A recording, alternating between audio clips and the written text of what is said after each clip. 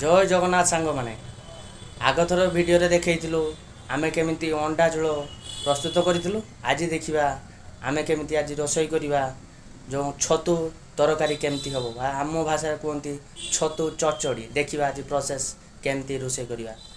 छतु तरकारी प्रस्तुत आम नहीं आज छतु आलू पतला करके काटिचु छोट छोट करके आउ नहीं आम कटा पियाज आउ नहीं आम गोटे टमाटो 3-4टा कंचा लंका।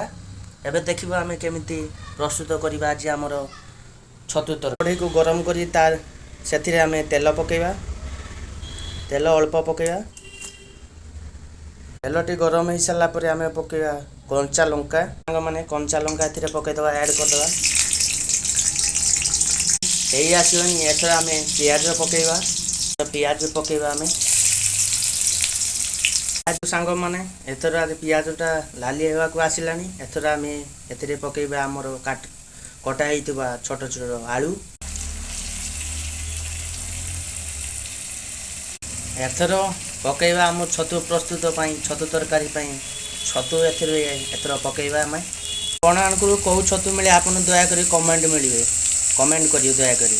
आम आड़े तो एथर आमर जो फुटा छतु ए मिले फुटा छतु आम एथर पकेबा छोट छोट कर पूरा काटी देछु। देखो तो सबको पकई सारा पर या नाड़ी दवा।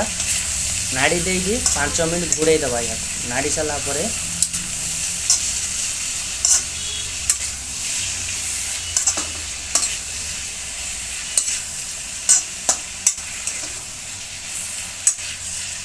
मिनट घोड़े दवा जमीती छतु गुड़ा भाजी जापर देखा 5 मिनट पर यार प्रोसेस कौन देख ढाकुनी टी काढ़ी दे जिते सब मसला सामग्री अच्छी पकेया ढाकुटी टाइप काढ़ीदेबू आम।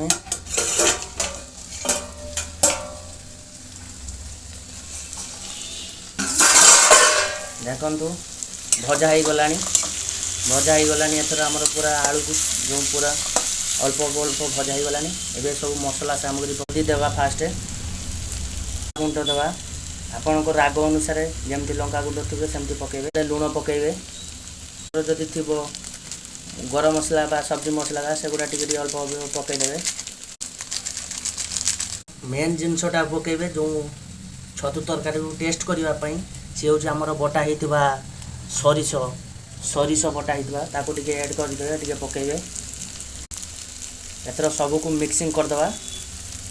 मिक्सिंग पूरा करदे एथर आम ढाकुनी घोड़े देवा 5 मिनट आगु आपड़ कटा होता छोट छोट टमाटो को पकईदेवे आमर छतु तरकारी।